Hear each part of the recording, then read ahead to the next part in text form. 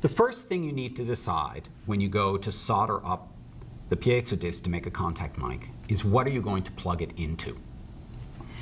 If you have a mixer at home or a guitar amplifier that takes what we in America call guitar plugs, you're going to have to get yourself a guitar plug, a 1/4-inch plug. On the other hand, if you're using the little Radio Shack amplifier, it has 1/8-inch inputs, yeah? Or if you're going into the mic input of a camera or a flash recorder, it very likely is going to have an 1/8-inch input. So you need a little plug like this. Okay. The second thing you need is a piece of shielded cable. Now, shielded cable is different from the wire we were using before to test our soldering skills on, because when you strip back 1 inch of this, you see the wire. That's all well and good, but hiding inside an outer layer of nice copper wire is another bit of insulation. It's like those little Russian dolls whose name I can never remember.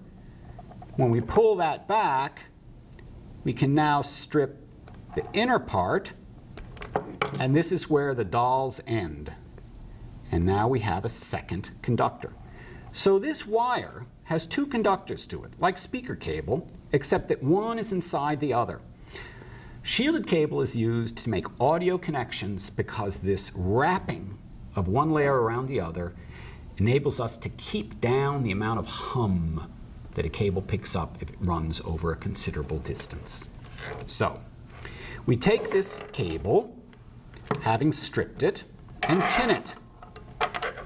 So we take our iron and our solder, and we go at our tinning of the inner conductor and the outer shield, and make sure that each one is nicely saturated with solder, but not so much heat applied that it actually melts the insulation away.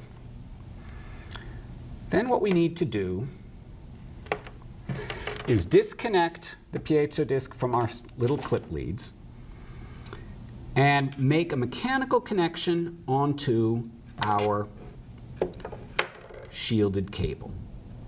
So first what we want to do is we want to take the wire that goes to the brassy outer part of the piezo disc and connect that to the shield.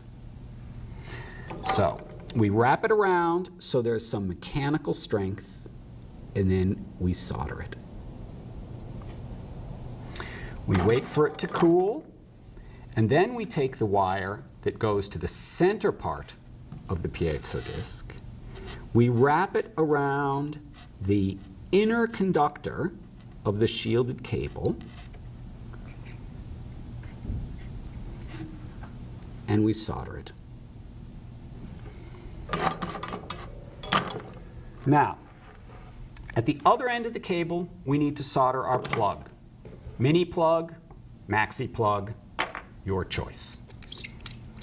Unscrew the sleeve and slide it down over the cable. You have to do that first. It's a one-step operation. Strip back the outer part of the cable. Twist it together.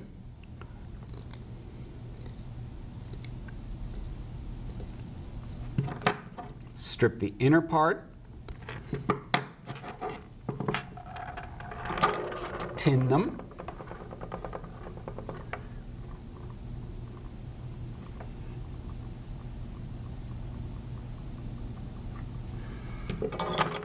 And then what you want to do is also tin the connectors on the plug itself. So you put the iron against the plug on the short leg, and you melt the solder against it, and then you do the same on the long leg. And you try to get some solder to flow on each one of those parts. Then you can shorten this shielded part a little bit. That seems excessive there. You get your iron, you solder together the shield and the long part of the jack's lugs, the ground lug. You wait a moment for it to cool. Then you do the same on the between the red wire and the short lug, which goes to the tip.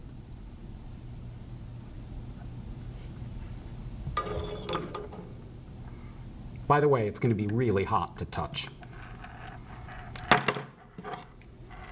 Now you plug it into your amp and you see if it works. Okay, this is all good news. But there's still a little bit of work to do before the thing is ready to go out and work. If you short together the two parts of this connection, it eliminates all sound. Nothing, something. Nothing, something. So we need to keep these from touching. And the easiest way to do that is to get yourself a little bit of electrical tape, black plastic electrical tape. Scotch tape, masking tape, gaffing tape, not appropriate. Get yourself some electrical tape. Put it around the red part first so that you isolate the hot part of the signal from this part. Now they can't make contact. But then take another piece of this tape and use it to just strengthen where you made that connection. So what we're going to do is we're just going to do a little bit of a spiral wrap of this down like this over the two parts of the wire. Okay? Last thing we want to do is cut a very small piece of the tape, just large enough to fit over the piezo disc, and put it over the piezo disc. The reason is that these two solder joints are rather delicate, and if they break, you lose your audio. So what we're doing is putting them inside a little protective cover. It doesn't have to be beautiful. You fold under like this. You're squaring the circle. And there you have your contact mic.